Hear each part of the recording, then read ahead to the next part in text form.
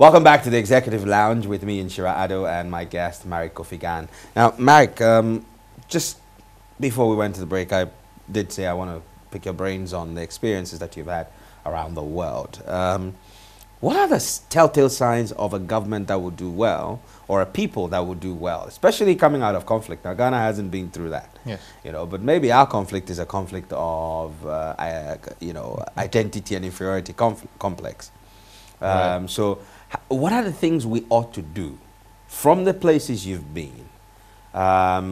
Be it value systems that we need to cultivate or systems we need to put in place to regulate how we do things. What are the things we need to do to really develop? To really develop, wow, that's a huge order. I think we are developing, just not as much. I genuinely think the current government has got quite a number of things right. There are still some things to do. I do think, and I mentioned this earlier, I do think, you hear people in Ghanaians a lot talking about the systems need to work. Not that the systems are not there. So I think the systems are there. Okay. The question is, how do we make them work? And that cuts across and I say this, the systems are there to enforce all the tenets of development that we talk about. So accountability, the rule of law, you name them, okay? The systems are there, the laws are there, the institutions are there. The question is, why aren't they working? There's a human resource element in there, which largely is about, I know I spoke earlier about saying we want the very sharpest people in the Leading right the positions. Okay. So there's a huge human resource element in there, which is that we need to assign the right people to the right institutions. That's the only way they're going to work. Because, these institutions don't run themselves.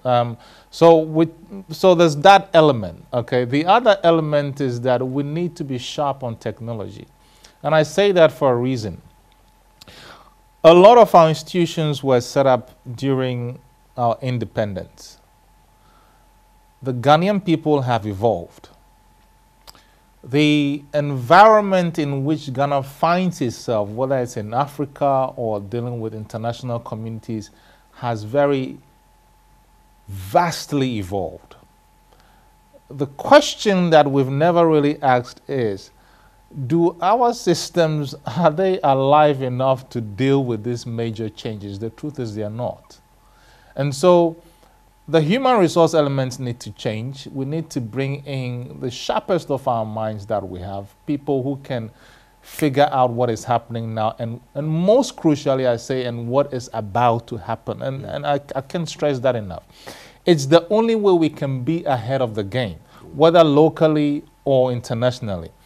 The systems, we talk about technology, the technologies need to be in place. See, when those systems were set up, Ghana was just about, what, 6 million or so? It was easy to cope, okay? The population is almost, what, quadrupled, yeah. Okay? The complexities of the demands of the citizens has changed. The complexities and demands of how our governments deal with other governments have changed. The requirements of, the UN, the OAU, everything we are part of have changed. Our systems are struggling because we've not updated them enough to be able to deal with those. I'll give you an example. It's only recently that, when I felt this was a bit of a bright light for me. The current government had a Ministry of Monitoring and Evaluation. Mm-hmm. Most of our ministries were never really equipped to be able to gather data. And you and I know, we've even moved from the stage of data availability to big data now, which means that data is actually over-available, and we are being able to now use that to predict what the future is going to have, okay, or happen. We can't do that because we've never been data sensitized. Our institutions have never been data sensitized. So we need that kind of modernization. And it is not about just buying computers. It isn't. It's about structuring ourselves to figure out what we need to be using for decision making. And that's another element that is a problem, you know, the skill set. Okay. To be able to mine the data and use it and utilize it. So you realize that if we can get, look, these are very basic things. Get a human resource in right, get a technology in right, and get a decision-making procedures right. Let's take the human resource element and just deal with that for a moment. We have a largely ill-educated, poorly resourced population. How are we going to fix the human resource element if we have a system that's not churning out the best? Well, unless you're talking repatriation. do we do a global repatriation of Ghanaian brains? Well, I mean, we have had brain drains in the past. We might as well start trying to intentionally create a brain gain. You know, everybody talks about the Singaporeans, but one thing the Singaporeans did that we never really captured, it's not really captured, is that when they came on the scene after they split from Malaysia and all that, the first thing they did was to carry out a human resource audit and ask themselves, you know, well, this is where we want to be in 20 years' time. What kind of resources do we need to get there? All right. They found that out, and then they shipped all those guys out and made a deal with them. You know, we'll train you, we'll pay everything. You go learn, do the best you can, and come back and serve. And so eventually they came back to serve, but they didn't only come back to serve, they began to re-multiply themselves, pretty much.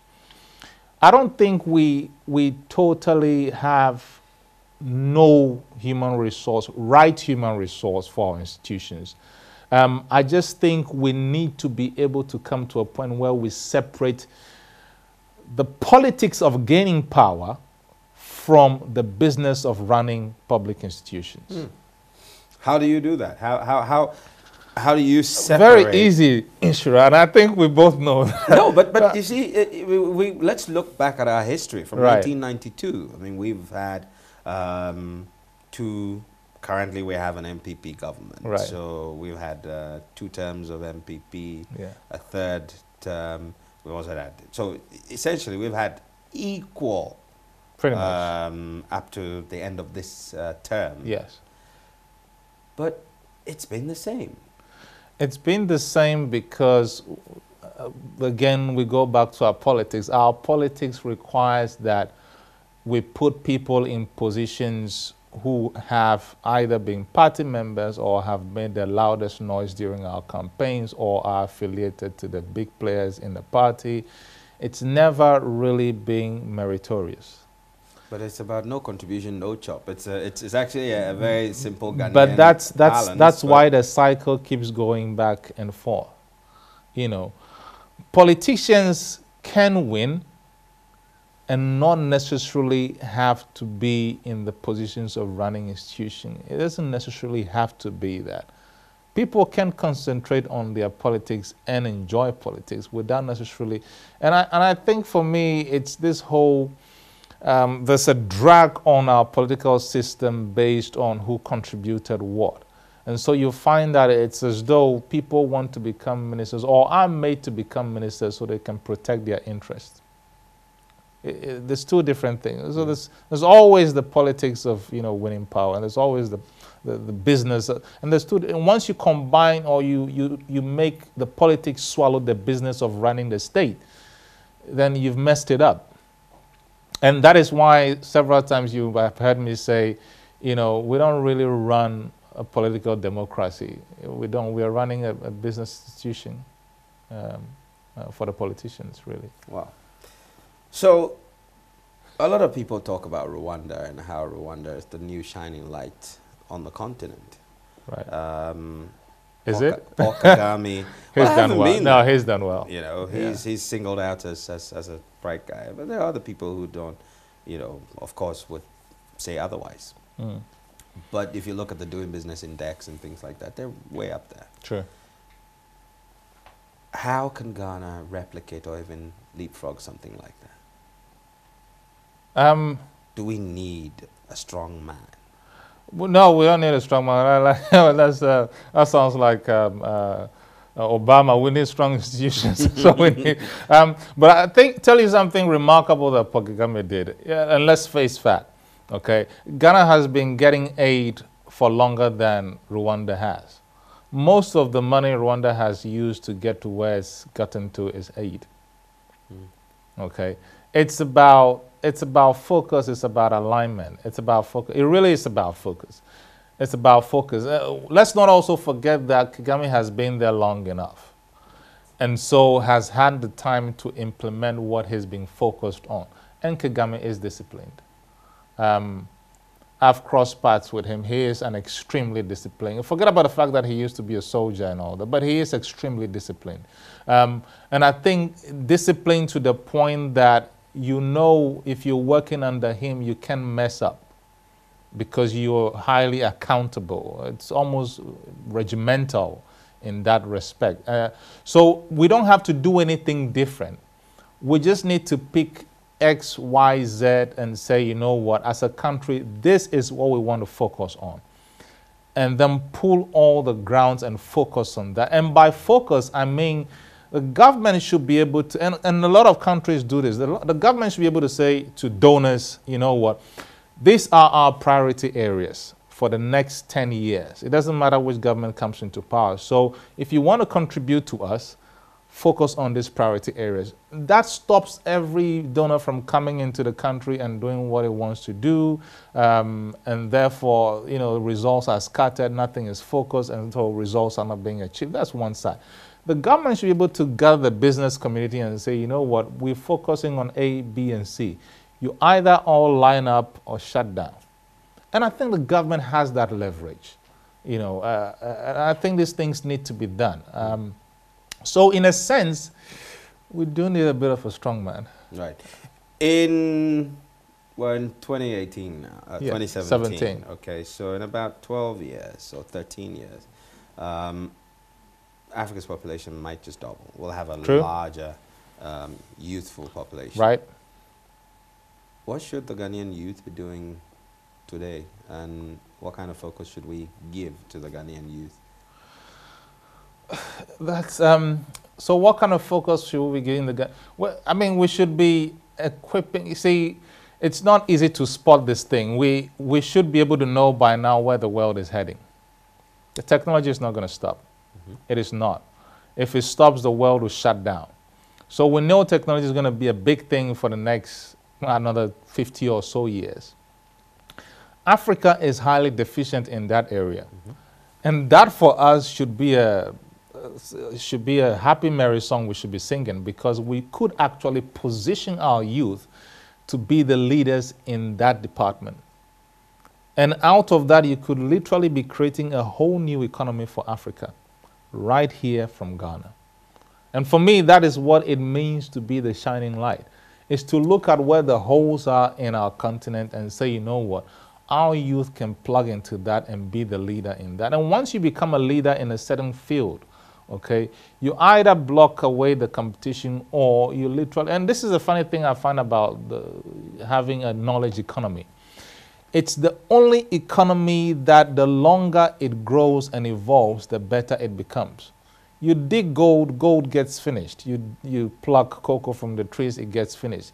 You build a knowledge economy, the economy just gets bigger, because the more you use the brain, the more it becomes better. It's really that, it's not a science, if you get what I mean. So I think it's easy to plug our youth into the knowledge economy, into the technological economy. Technology should be permeating every single thing we do at the universities by this point. Every single thing. Technology. It's never going to stop. It won't stop. It's only getting faster. It's only getting more complex. It's only getting more unpredictable. Well, all too soon, we've come to the end of conversation. This is all time would allow, but it's been a fantastic and engaging conversation, Marricke, and good to have you on the show. I enjoyed it. Thank you. We have a simple tradition on the Executive Lounge, and I'm going to share with you 5 things I'm taking away from this conversation. The very first one is pride. Pride. It's not the kind of pride that you call arrogant, but believing in something, wearing it on your sleeve, and carrying it with you, being about it. Marricke is proudly Ghanaian, and you know, everything he's done is about becoming that Ghanaian of excellence. And number two is that you have to have focus, and you should decide the critical things you want for where you want to be and go at them. And discipline. He kept saying that it has to be at the top. The man at the top. Your brain is at the top for a reason. It's in your head. And so self-governance is going to start when you discipline yourself. Then the rest of your body can follow. So if you find yourself in business, at home, or in political leadership, remember that you must govern yourself first, and the rest will follow. Number four is that we must remember the role of technology. We should be able to see the things before they even happen. We should be ready for tomorrow. In fact, we should be ready for next year today. Don't wait for it to happen. Because if you're ahead of the pack, your reaction time would be better. It means you will have the better spoils of all of this. And finally, that we will have a lot more youth than we do now. In about 13 years. What are you doing to contribute to ensuring that they are ready to lead the world? Find a young person, mentor them, put some wisdom in their life, impart something you've learned in them, engage them, guide them, and encourage them, empower them to be great. We hope that this has been a time of shaping your thinking, and more importantly, engendering some positive action. My name is Inshirado. As always, go forward, make rain. Shalom.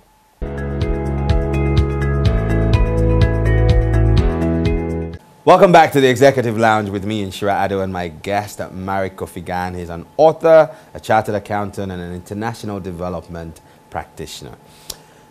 Marricke, mindset. Mindset. Yes. Now, the world over, lots of people will say that, look, and I've forgotten the author of this book, but why countries fail. Right. You know, there's this theory, Yes, that the countries that don't do well are no different from the other countries. I mean, yes, we may be of a different persuasion in terms of our race, but it doesn't make us less, because we have people of our ilk who are doing well elsewhere around the world. right. But Africa is singled out for having this challenge that has to do with the mindset that drives everything we do, the decisions we take, and even how we look at past experiences and things like that. How do you take that theory, or rather, what do you make of that theory? That is it's a 20 question at the same time, a very, very relevant one. Mindset, I think what is required in our environment really is, I like to say, self-government. Where, I mean, I could list a lot of you know, values that I think would necessarily help us get there. You know, I could say pride in country, and therefore you're prideful, you advertise your country wherever you go, you're very full on about your country wherever you are. I could list responsibility, which is to say you don't share responsibility, you always make sure if it's in your court you get it done. There's several things I could say, but when I look at these things, it all comes down to self-government. And self-government in the sense that we should have a structured way of ensuring that we as individuals are able to govern ourselves. So in a sense, our mind as individuals become our government, and the rest of our bodies and the way we behave become our subjects. And the question we should be asking at every point in time is, if I was the government, what would I require the rest of myself to do? If we can psych ourselves up that way, then a lot can get achieved. Now, having said that, we are humans. And like you said, our natural dispensation as Africans might be different from the dispensation of other races and other countries and all that. What I do think would work in our kind of environment is to ensure that we have structured ways of behavior. Structured ways of behavior? Structured ways of behavior. Help me appreciate that. Structured ways of behavior in the sense that we have laws. The laws are there because they're supposed to make our countries better. We need to enforce those laws, which is what has largely been missing. It's not that we don't have the laws, it's not that we don't have the regulations or the statutes and all that. The problem has been we're not disciplined enough to enforce those laws. Because you see, when you start enforcing those laws, what tends to happen is that even the man on the street who doesn't like being self-governed begins to be forced by the laws to self-govern until it becomes a natural phenomenon for him. And then from that point on, you don't really need to whack him with a stick or with a carrot and say, this is the way you're supposed to do things. The system ensures that he learns to become a natural self-governor. So, we could talk about this, but I really think our problem is we need to enforce the laws we have. We have fantastic laws. As do the other territories you've experienced. And most of those laws are at par with the other territories. Why are they able to scale the trajectory of growth and development faster than we have? Because things work. Things work at the top. So how do we make things work here? Things have to work at the top, Mishra. You and I are sitting here, right? The head, and I have a lot of debates around this, but the head has to be disciplined enough because the head controls everything. The head has to be disciplined enough for the rest of the body to follow. And, as much as we may dangle it around and, slice it around, and it doesn't get any more straightforward than that. So in the context of what your vision for Ghana would be, if you had a blank canvas, right, and you had to paint the Ghana that you would like, how would you like that Ghana to be? What are the elements that you'd want to see in the head and the body? Oh, that's very easy. That's very easy. I would like to see a politics that we do in this country that is not filled with... I want to see the best of minds in this country in politics. Because then you have the best leading the rest. And it doesn't have any further effect than to make the rest become the best. It's really that simple. It's not that difficult. Excuse me to say this, but we don't want Dining Hall prefects in Parliament. I want somebody who is highly intelligent, extremely intelligent, sitting in Parliament, because I know that person can project himself into the future and see what is about to happen and make laws that ensure that we're already there. But you're not suggesting that a Dining Hall prefect is not someone who's... I'm not suggesting that. Okay, so... I'm just suggesting we need more dynamic people. Your achievement should be beyond that. It should be much, much beyond that. You don't need to be a highly educated person, okay? I've seen people who are, who I've come across that don't have any qualifications at all. But they're able to project themselves. And I think that's very critical. We need people who are able to project themselves into various elements of the country and see the bigger picture. I think it's the whole need to see the bigger picture. That's what I would like for politics. And then you talk about the other sectors, Let's take education, for example. Education is easy. I'd like to see an education where the curriculum, the training of teachers, and the infrastructure, all these three align to ensure that our graduates are positioned in the future. They need to be in the future. They need to be where nobody else is. Their minds need to be there. They need to be thinking what problems are going to happen in the future and start creating solutions for them before everybody else gets there. That's the only way we can bridge the gap between where we're supposed to be and where we've been in the last 60 plus years. That's education. Take economics, for example.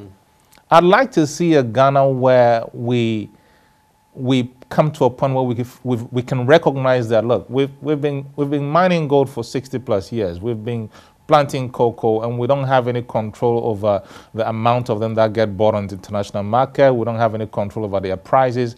I want to see an economy that enforces the need to start thinking about how to evolve new economies. And it is possible. I was in London when the whole, call it the square mile IT boom happened. Okay, it's just a square mile that they put together, and a whole revolution started in technology. The UK now it's always been a mined economy, but it's now become a very strong IT economy. Exactly when we went through a dip, so economies are able to be built from scratch these days. And we need to start thinking that, because we won't be relying on gold forever. We won't be relying on cocoa forever. Now we talk about bauxite, but it's not always going to be there. And so we need to start finding ways of evolving new economies. And I have a few thoughts in my mind, but none of which I can share on the show. Well, we hear that. I'll find a way to pry that out of you. But I mean, you raised some very compelling points. For example, the diversification of the economy. Yeah. The fact that we ought to start looking at new ways of creating layers of growth. And I hear you on that. Haven't we been trying to do that for some time? What are we getting wrong? Well, here is the thing, for example. I mean, in the last 5 years, we used to have a Greek leading the contribution to GDP. It slipped down about 7 years ago. Okay, without any major help. The services industry has taken lead consistently, at least in the last 5 years, without any major input, from government or right. The question we should be asking ourselves is, why is that happening? And that's already a trend we can start riding. Okay, I would have thought we would look at that and say, hey, hold on here. The services industry, without any major input, seems to be riding a high tide here. What is happening there? How can we make sure that even gets to bloom further? All right? And that's what we need to be doing. We have a lot of banks here. The banks are not going to sustain because the economy itself is not big enough for the number of banks we have. What we should be looking at is whether we can start developing a knowledge economy. And very easily so. Very easily so. We speak better English than the Indians, but the Indians have a lot of, I'm not saying this thing shouldn't move to India, but we have call centers in India, for example. We speak, so we have people who are starting to get into the whole frenzy of information technology. That is probably the easiest economy that we can create from ground up. I don't see why we are not doing that. I don't see why we are not doing that. In your chronicles, you talked about change, and I think change is a constant because things are happening at, lightning speed. That's right. And the only thing you need to do or can do is to quickly adapt. True. Or die. True. Which itself is some kind of a change, albeit permanent one. True. But the thing is this, that in the Chronicles, you did talk about a concept, the things that you felt that if we're going to see some real development, the certain changes that we needed to we have a 50-year development plan. What's the place of a development plan? It's in good place. It's a good thing. It's a good thing to have. I don't see why not. It's a really good thing to have. But there's nothing that binds anybody. That is where it falls apart. That is where it falls apart. I've always said, let's take this 50-year development plan, okay? Let's see which elements of that plan for our development is critical. Let's take those critical elements. If it's about, building a road, and I've always said that, if it's about building a road from here, a straight four-lane road from here all the way straight to the north, let's do that. Now, let's take the critical components of that 50-year development plan. Let's build a shield around it. And by a shield, that means let's have a constitutional ring around it to say, irrespective of the government that comes into power, there are some elements of this plan that they have to do. Take the National Crossrail in the UK, for example. It didn't matter whether it was Labour that introduced it or that the Conservatives came back later. It is a national agenda. And so, you know, irrespective of whichever government comes into power, it has to be done. That's the kind of thing we need to do. And then ring fence it also with financing so that this government doesn't come in and say, you know what, we didn't start that, so it's not our priority. That is not development. So you find out that we have a national, you know, 10-year, it could be even 20 years, 50-year development plan. Mm-hmm. Unfortunately, everything is lumped up into one big basket, and it is at the mercy of politicians whether they want to follow it or not. Because mind you, politicians will always go for what is the manifesto agenda. And we hoping against hope and possibly staring down an abyss, especially that the politicians are the ones who can effect the change that you're talking about. They are. But how will we make them do I mean, it's, you see, there's a lot of, you know, civil engagement happening these days. I mean, all it just takes is to have the citizens upset about something and they can push things to get done. I don't see why we can't push for this to get done. I think we should be pushing for things that are development-centered to be done. For example, this. I mean, rightly so, we should have a constitutional agenda on this.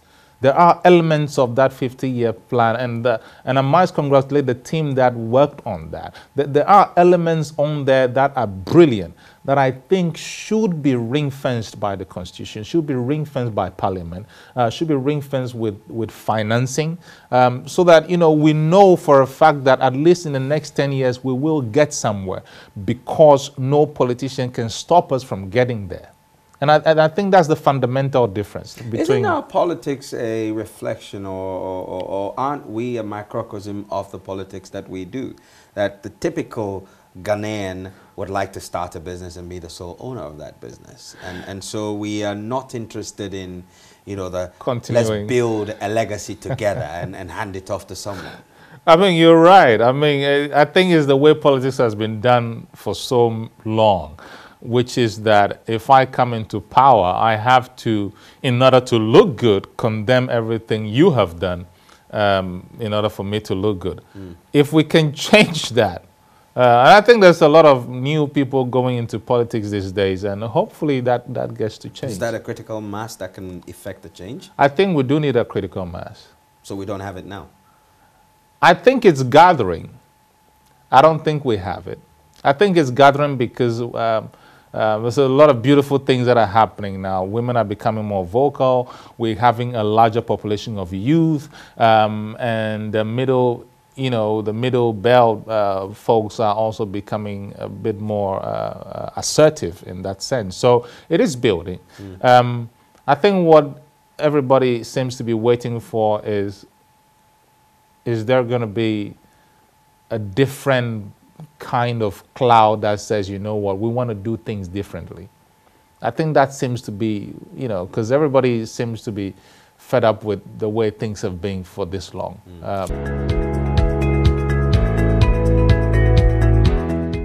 Welcome to the Executive Lounge with me and Shira Addo. This is the thought leadership show that brings you insights from the experiences of men and women who have done great exploits both here at home and around the world. This is the show that ensures we're leading thought and engendering positive action.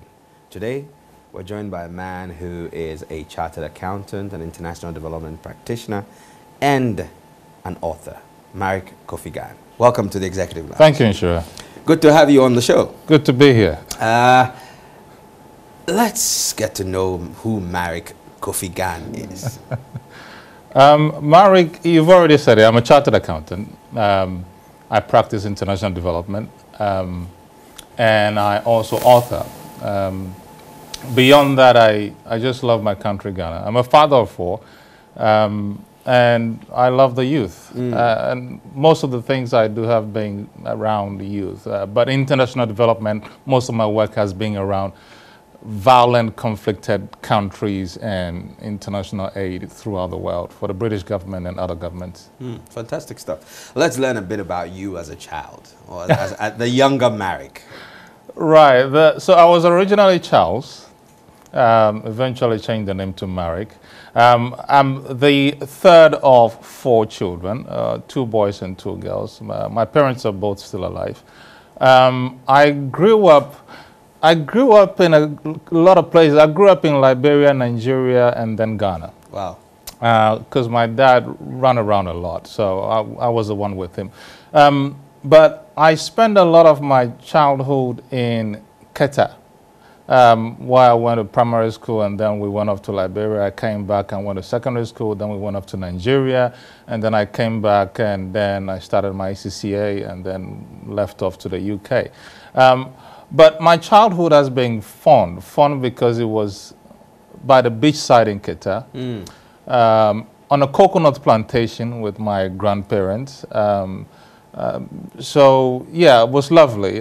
Back in the days, you know, they saw it as just a basic way of life. Growing up, I found that was actually a luxury than it is basic, because we don't have that kind of life anymore. You can't go into a community where you live very nicely by the beachside, eat seafood from the sea and the lagoon, and drink coconut water. That, for me, now is a luxury. Back then, it was just a normal way of life, but that has been my childhood. Wow, I'm sure you miss it. I miss the coconut water. I miss the coconut water. I apparently have become fond of seafood, so I'm a seafood addict. But I think that was because of where I grew up, and I do miss it. I miss it a lot. Right. Yeah. Now, so as an author and someone with a passion for youth, what do you find yourself writing a lot about? I write what I'm inspired by at any point in time. So I've got 11 books so far. Some of them are professionally oriented. One in the practice of international development finance, which is not in the mainstream because it's quite specialized. I've written quite a few on how the young can find their calling. So that particular one, for example, has been a bridge between putting Christianity together with real-world ways of trying to find where you belong in the world and trying to pick it and run. My last 2 books, actually I wrote a book on Africa, and the question posed was, why is Africa what it is? So that is also there. And then there's 2 books which I recently wrote. One is the Marricke Chronicles, which you're aware of. That's right. And then the last one was the Afro-London Wahala. That I wrote because I was leaving London, relocating back to Ghana. And I thought I needed something to tell my story of how things were back in the UK when I first went, and then my stay there until I left. But my favorite has been the Marricke Chronicles, and another one called Doing Business with God. Yeah, I know that book. Yeah. Yes. Now, the Chronicles, especially, what about it excites you? The Chronicles sort of captures my vision for Ghana. So I wrote that book. I took a year off from work without pay and did a bit of research. But only at the time that was how madly passionate I was. So I took a bit of time off, did some research, and wrote the book. Now, a lot of people who read the books ask me, is it my manifesto? It almost seems as though it is the manifesto. But I think I have been fortunate to have traveled around a lot, worked with a lot of governments, the good ones and the not so good ones, being in a lot of environments where it's great and it's not so great. And so when I come back to Ghana, and I do come back to Ghana a lot back then, when I come back to Ghana, I ask myself, you know, we don't have we don't have an awful lot of disadvantage that the other countries I've been in have. And if we compare ourselves to those countries that are doing well, we seem to have more than they actually started off with. And so the question keeps knowing, why aren't we where they are?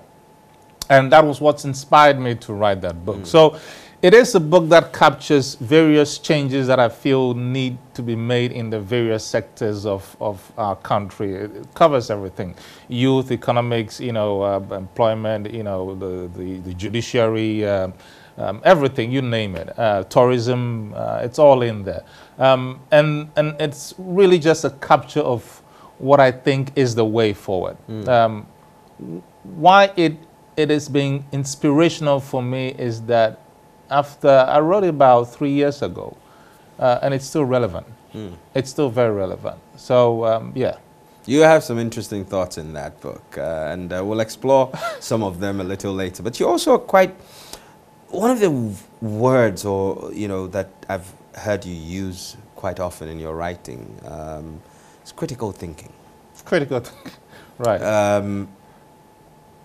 Help us understand what you mean, your context of critical thinking. What is it about? Right. So critical thinking is a combination of three kinds of thinking. Quick thinking, which basically is about you being able to think on your feet, because situations arise very suddenly. You need to think on your feet.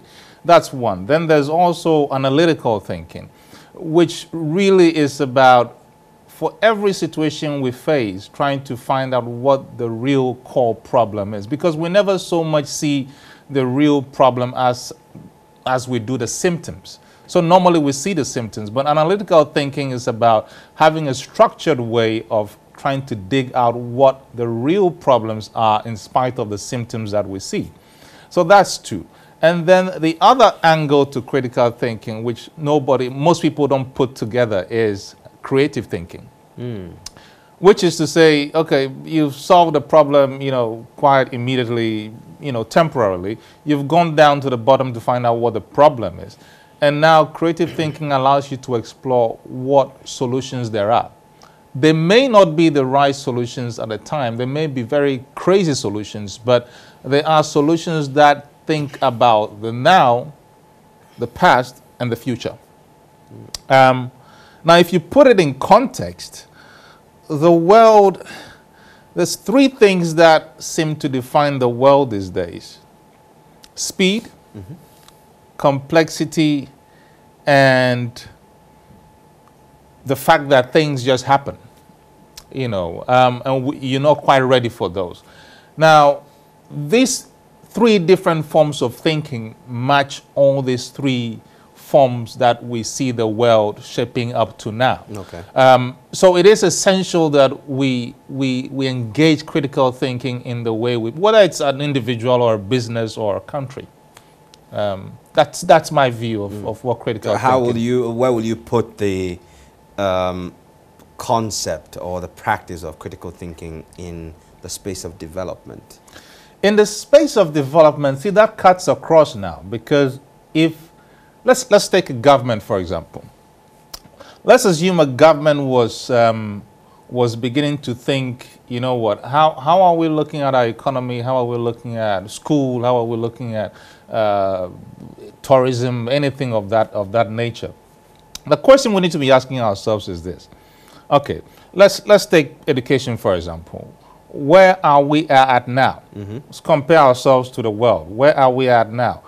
Okay, so we know where we are. We're not that great. We're not that very well at the bottom. We know that we're just in the middle somewhere. Where do we want to be? We want to be up there. Okay, what are the reasons why we're not where we're supposed to be?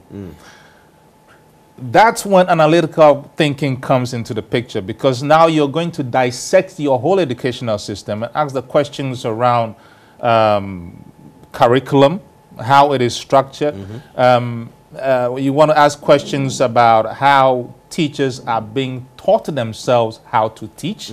And the questions around that will be, for example, are they using the right teaching techniques? Because there are scientifically proven techniques that ensure that learning is absorbed quicker than others. And you're thinking about things around the infrastructure of education, for example. Now, that is analytical thinking. So you sort of dissect the whole educational system into little bits. And for each of those little bits, you try to find out what exactly is the reason why we're not where we are. Now, once you figure that out, then you move on to the phase of creative thinking. Well, you put everybody at a table and say, look, you may not have an idea in education, but your knowledge is needed. Because sometimes the truth about creative thinking is this. It sometimes takes people outside the specific sphere you're dealing with to come up with some really radical ideas. And for where Ghana is now, I do think we need some really, really radical ideas. So that is creative thinking. And it is putting these things together that ensures that for every level of development we want to engage in. Let me give you an example. We're talking about education, right? Let me give you an example. The bulk of our curriculum was set up during the start of independence, coming Nkrumah's time and all that.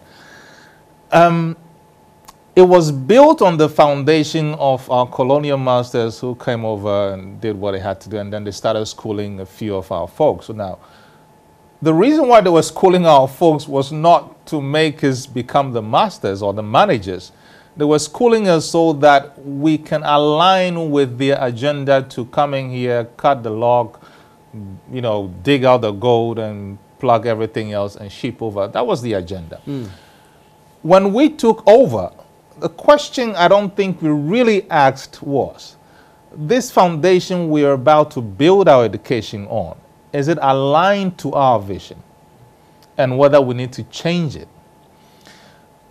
I don't think it was.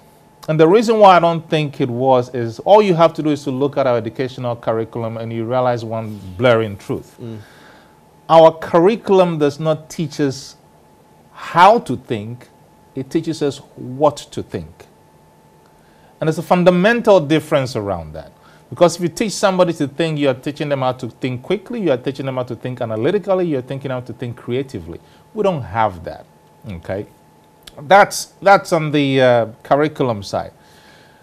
You take the teachers, for example.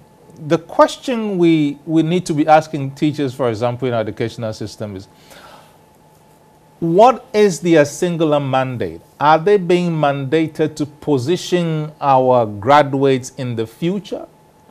Or they are being taught to let our graduates function in the now? The world has changed. It takes people who can locate the future and position themselves to be the leaders of the world. This is a program about thought leadership. That's right. Our students need to be positioning in the future. They need to be seeing problems and getting solutions to those problems before Nigeria, before Niger, before Cameroon even recognizes that there are problems in Africa like that. That's how we become leaders. Then you take the educational infrastructure, for example.